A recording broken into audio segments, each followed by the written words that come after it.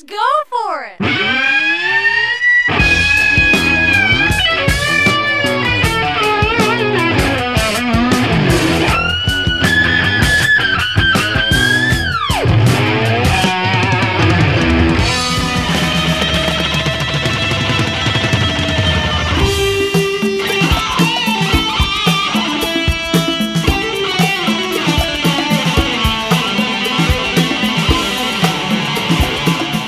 Hey everybody, it's me, your buddy Dave, the host here at The Dark Stuff.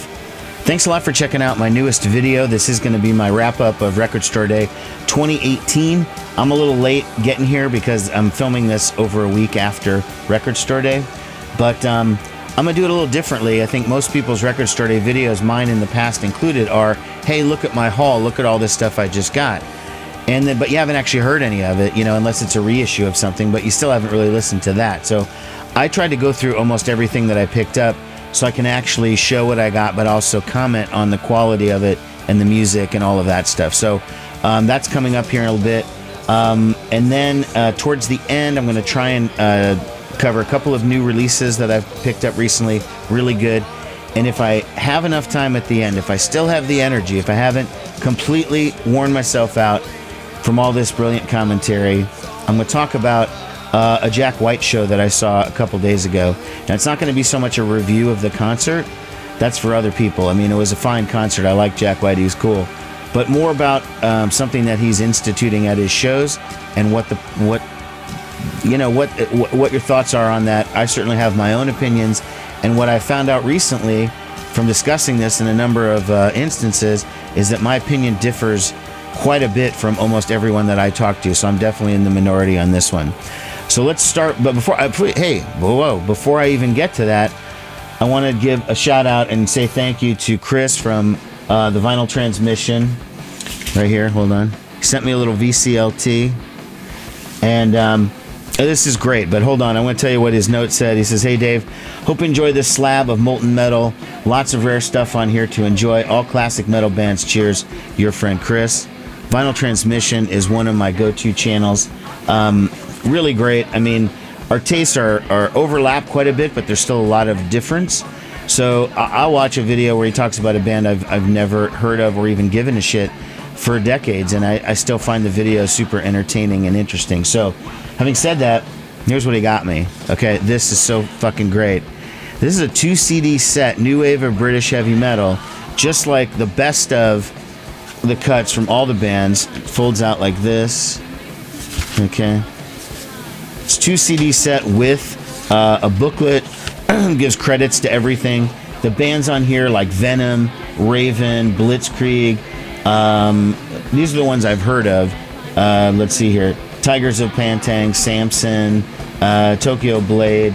A couple others that I've heard of. A lot of bands I've never heard of before. This is pretty much exactly what I was looking for. And here's the thing. I kind of casually said in a video a couple videos ago where I picked up, you know, okay, let me backtrack a touch. So I've been trying to sort of rediscover this older metal that I never really discovered in the 80s. You know, I was a metal kid in the 80s, but I got into it about 83, 84, and I tended to focus on the American metal bands, which went into like the glam period at one point. I mean, it started with like Motley Crue and Rat and Metallica, but it did eventually go into some other stuff. But a lot of this new album stuff, you know, outside of the big bands like Iron Maiden or whatever, I hadn't really heard that much of. And I was trying every now and again when I'm at a record show or when I'm, you know, just out in the wild, I check the metal section. I try to find some of these records from these old bands, but I seem to be getting the wrong ones. So I, in a video, had a Tigers of Pantang record that I picked up, perfect example, and I really didn't like it.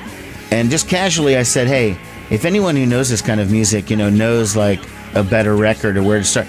And so, voila, here comes the 2 CD set. So thank you so much for sending this. This is fucking great. I started listening to this a little bit in the car. Chris sent me a message saying it'd probably be coming Friday, so I came home for lunch from work, and it was there in the mail. So I drive around a lot showing houses and stuff, so it's like I'm in the car quite a bit, so I was listening to this a lot yesterday. This sounds fucking awesome. This is, dude, yes. Now, I will be sending you a package. I'm not even going to get into it, what it's going to be, because I'm not even 100% sure what it's going to be, but so why should I even talk about it at this point? Thanks again. This is exactly what I fucking needed, and now I can go back with a little bit of an education and try to find some of these records from the groups that I end up really liking, because I'm telling you, like 70% of these groups, I've never heard of Jaguar, Warfare, White Spirit, Witchfind, Sarcerin, Atomcraft. I mean, I never heard of any of that shit, so exciting stuff there.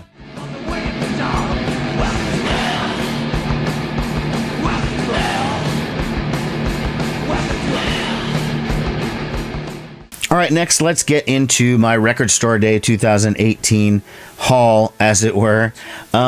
I went in there with very little of an agenda. I've been hitting Record Store Day since its inception, back in 2007, I think is when it started. But literally, you know, it's Record Store Day for me a couple times a month, so it's really not a big deal. But I've been going and picking up stuff. But I've been saying over the last few years that I thought the selections were getting weaker. It was focusing on, hey, look, let's get this, you know, two record set, 180 gram Billy Joel the Piano Man. It's like, I mean, everybody has those records. Like, I wanted a little bit more of a collection, rarities and stuff you're not getting in other contexts. Not just a new version of something that you could find at a thrift store for $5 or $3 or what have you. But I got to say, this year, the selection was really good, and I found out that I missed a couple of things. I went in with no agenda other than I was hoping to get the Belly record. Okay, they have a 10-inch, which is a preview of their upcoming album, and I did get that. So here we go. Here it is. The Belly 10-inch. Belly is back. The first new music in 20 years. It's a Record Store Day exclusive EP. There's the little hype sticker. It's on this really cool blue and white splatter vinyl like that.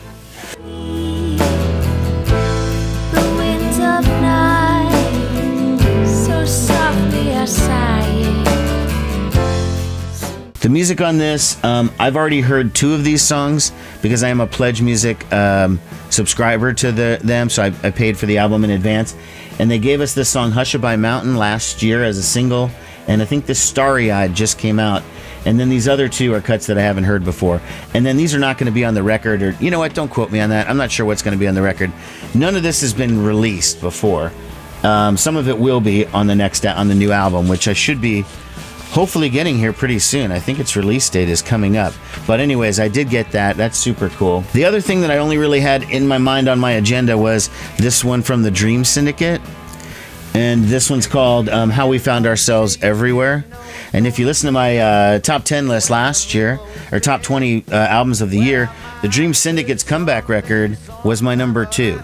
This is live recordings and outtakes from their last album and then their previous tour. And there's one song here that if you're a Led Zeppelin completist, now you're going to have to find this record. It's a version of How Did I Find Myself Here, recorded in Norway, featuring John Paul Jones from Led Zeppelin on lap steel. So Zeppelin completists is going to have to pick this up at some point. It's got The Medicine Show, recorded in Germany. When You Smiles is a B-side from the record. John Coltrane's Stereo Blues, recorded live in Philadelphia. Glide, recorded live at KEXP in Seattle. This is super, super good. Excellent. I got some John Coltrane on the stereo, baby, make you feel alright. I got some fine. I had a little bit of curiosity about this Arcade Fire because this predates their first album. It's like their first demo or EP or something, and it's never been released on vinyl before. And you know, I'm an Arcade Fire fan. I have all of their records. I wasn't a hater on the last album the way a lot of people were, though I do acknowledge that it's nowhere near as good as their previous recordings. But I also thought the one before that, Reflector, was not as good. And I'm just generally a little bit less enthusiastic about Arcade Fire than I used to be. But I threw this on and, you know, I started listening to it, and the first song was kind of slow, and I was like, I don't know about this. And then it does the usual Arcade Fire build, and by the middle of that, towards the end of that song and into the next couple of songs, it was like, this is exactly why I got into Arcade Fire in the first place. This captures all of those early elements that made them so fucking good and so unique. So I am really glad that I got this. All right, next up is the Rage Against the Machine live record, live at the Democratic National Convention 2000. And don't misunderstand why Rage Against the Machine was at the Democratic National Convention in 2000. They weren't celebrating Al Gore's presidential campaign. They weren't Republicans either. They were kind of like fuck both parties, and they were actually protesting at the DNC in 2000. Now, I am a fan of Rage Against the Machine, okay? When they first came out in 92, I thought they were plastic, phony, bullshit corporate band. They're just, where these guys come from, blah, blah, blah. And I refused to give them the time of day. Saw them in Lollapalooza in 92 when they were the first of the main stage bands. And I thought they stunk. And I was just like, fuck these guys. And that was my overwhelming opinion until about their third album. And I heard that song Guerrilla Radio.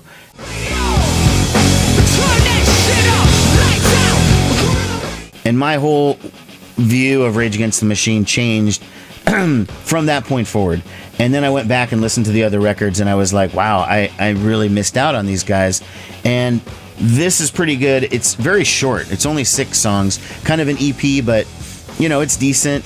Not the greatest live recording. They have a live recording from this tour, from the 2000 tour, before they broke up. It's a full-length live album. I'm drawing a blank on the name. I'll put a picture of it up. That's much better. But this is a cool little collectible, and I'm glad I got it. It was a moment in time. I mean, I think that these guys were a little wrong-headed in 2000 to be where they were protesting. But you know what? That's neither here nor there at this point. It's 18 years later, you know?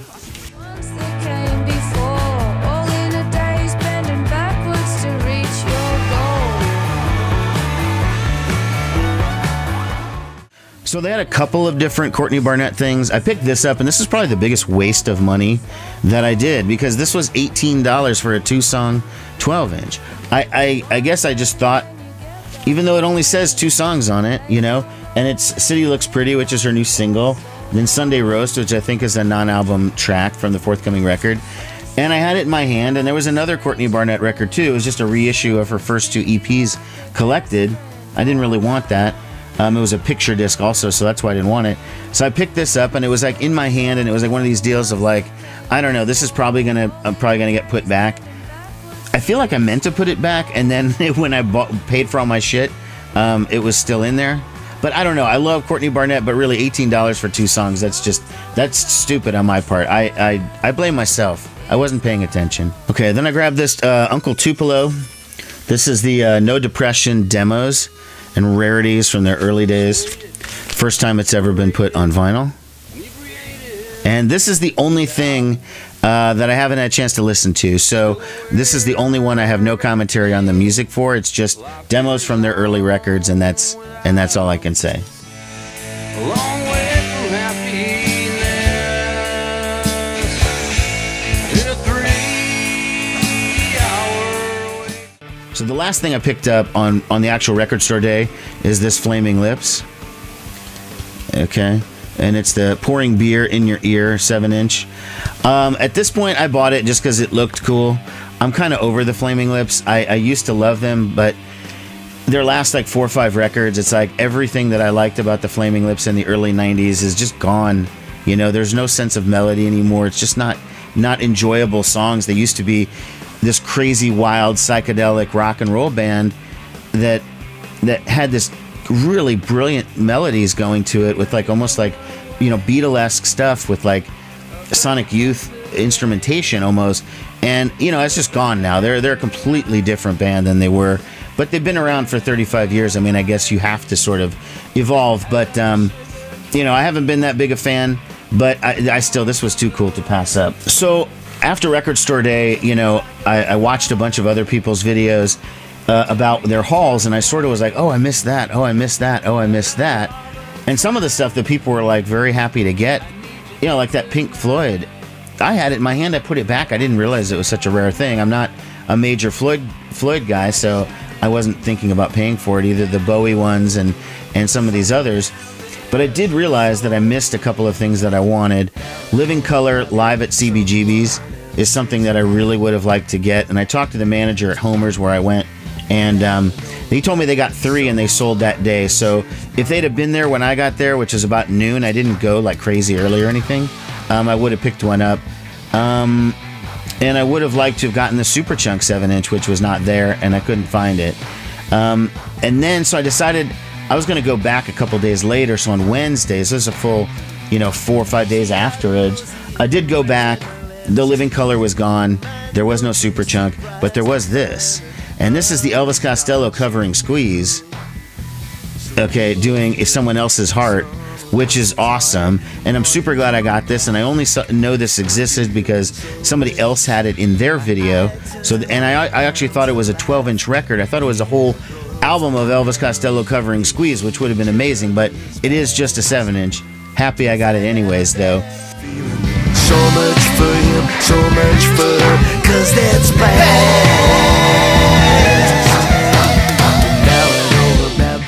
And then because I spent, I think it was, I don't know, I'm not going to say exactly what I spent, but it was enough that I warranted getting a free t-shirt. So Homer's had this one, where it's record store day every day since 1971. Because Homer's has been a chain in Nebraska since 1971. At one point they had like 18 stores, now they're down to 1, but still, it's been there since 71.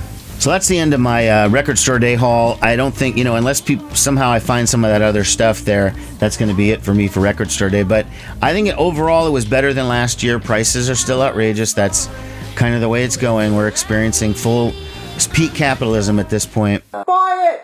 Buy it, you fat fuck! There are a couple of new releases I figured I'd give like really quick reviews to. And the first one is Sleep. Okay, and this one's called The Sciences. Brand new, came out April 20th, 420, on the Third Man label. Now, there was a green vinyl version for Record Store Day and actually in Omaha, it didn't arrive on time, but people had reserved it or they got there on Record Store Day, found it wasn't there, and they were able to reserve it or something. I don't know. Anyways, I didn't really care because I'm happy with getting the CD. I've been a Sleep fan since I first heard Sleep's Holy Mountain in probably 92, 93 maybe, I don't remember exactly. And I like this. It is a little bit repetitive, but that's kind of the way Sleep is. You have to really like lock into those grooves and that just sludgy riffs and stuff. And it's certainly better production and sounds a lot better than going back to Holy Mountain. And I just don't have the patience really for Dope Smoker or Jerusalem. I mean, these like mega epic pieces.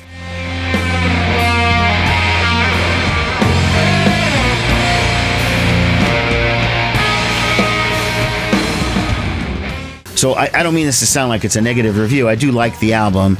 It's just not, it doesn't have the same effect on me that Sleep's Holy Mountain did when I first heard it, but we're all different people than we were in the 90s, and some of you maybe weren't even born. I don't know.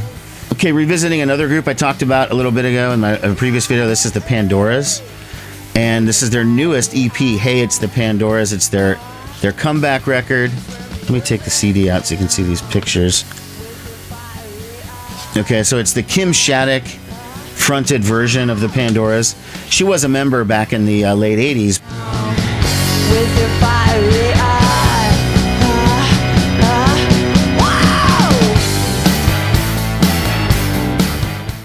So these songs were all written by Paula Pierce, so these are older Pandoras cuts, re-recorded by this version of the band with Kim Shattuck. And on a number of these songs, when she does that, her classic scream, it sounds like the Muffs, you know what I mean? So it's like, I thought it was great. I really enjoyed it.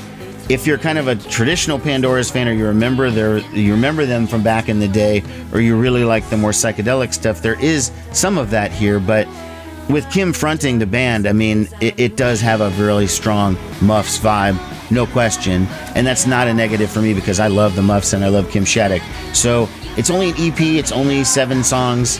It features all former members of the Pandoras, and it's pretty good. It's on Burger Records. Not to cater, untidy spreads. We rode the same bus. Last thing I thought I'd mention is the Speedy Ortiz's new album, Twerp Verse. There's a band from Northampton, Massachusetts. Been following these guys for kind of a while.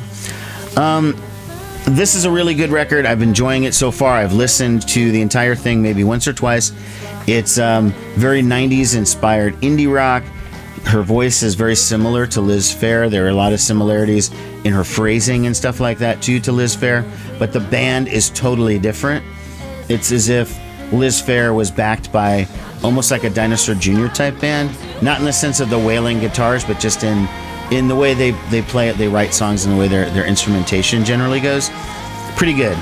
Sadie, who's the lead singer and guitar player in this band, did a solo album that was mostly electronic arrangements, and it feels like this album is kind of a cross between what she was doing with her Sad 13 project, her solo project, and this.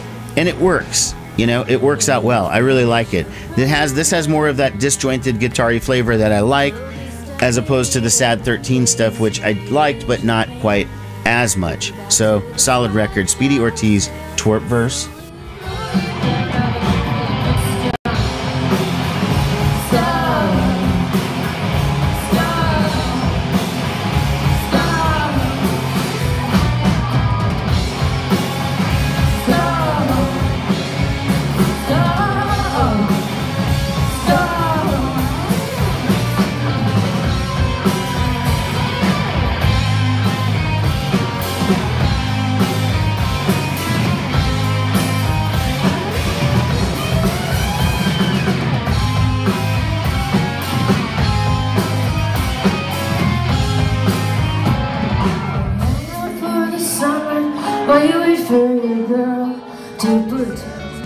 And I guess the last thing I want to address is the situation with these Jack White, if you can read this, no phone shows on his current tour. Phone-free show, okay? I saw him at the Baxter Arena Monday, April 23rd, 2018. I have no photos or footage to show you because I wasn't allowed to use my phone. Now, before you think this is just going to be me whining, oh, boo-hoo, you can't use your phone for 2 hours, big fucking deal. You know, what important texts are you getting? What important messages are you getting? You know, can't you just not be... Okay, yeah, all of those things are fair points, okay? Jack White has an absolute right to say, I don't want phones at my shows. I don't want people taking pictures of me. I don't want people taking video. I don't want to see it. I don't want to see you tweeting. Okay, if I look out in the crowd, he has an absolute right to do that. But the way this was handled in this particular show in Omaha was, now let me just say straight off, I didn't buy my ticket. I got my ticket from a friend. It was a gift. Okay, he had comp tickets or what, I don't know how he got them, but anyways, I didn't pay for them. But from what I did understand, these tickets are anywhere between $80 to $100, or $80 face value, $100 after you put the charges on. Not all of those are ticketing charges. One of those charges is to put your phone in a little plastic bag, like a koozie, okay? For those of you that drink beer, and put your thing in a little plastic thing to keep your cup cold. They're koozies that are the size of your phone, okay? And it wraps your phone entirely in it. You put the phone on silent, and then it seals it in there, kind of like those security tags at department stores that they put on jeans or whatever, so that you can't walk off with them, and you need a little device to unsnap it, right? That's what's in there. Now, they make you pay for that ahead of time, okay? It's part of the fees that you have to pay to get your ticket. So they say no phone show, so if you decide you're going to put your phone in the car, you'll say, fine, he doesn't want phones, I'll keep my phone in the car. Well, you've already got a point where you just paid for it no matter what, so you might as well bring your phone. My feeling is that, can I do without my phone for a couple of hours? Absolutely. Am I a fucking heart surgeon that is going to be getting some text that I need to go save somebody's life and I better get over there quick? No. Okay? I don't have young kids, so it's like there's going to be no emergency at home. I know none of these things. It's the fact that I'm an adult and I should be able to make decisions for myself. If Jack White doesn't want phones at his shows, he's perfectly entitled. He should say from the stage, hey everybody, you know what? Take your pictures for the first song or whatever and then put them away, because if I keep seeing you with them, I'm going to be done. I'm going to leave the show. And I think through the peer pressure, everyone will stop doing it. Okay? But at least they have the option. They can be treated like an adult. I just think this thing was just handled poorly, and I don't like having to pay for something, whether I'm going to use it or not. Since I did know in advance that they were down on phones, well, then why don't you just ban them outright? Meaning, when you walk up to the security gate, security says, do you have a phone? Yes. You're done. Go back to your car, put it away. You can't bring it in, period. But to charge people something, whether they use it or not, is dumb. Jack White has a lot of money. He could pay for it if it's such an issue. Now, what about just the aesthetic of enjoying a concert without looking through your phone? Well, if you watch my videos, you know I like to take little clips of the concerts that I see and put them in my reviews. They're 30 seconds, 45 seconds at the most on these clips.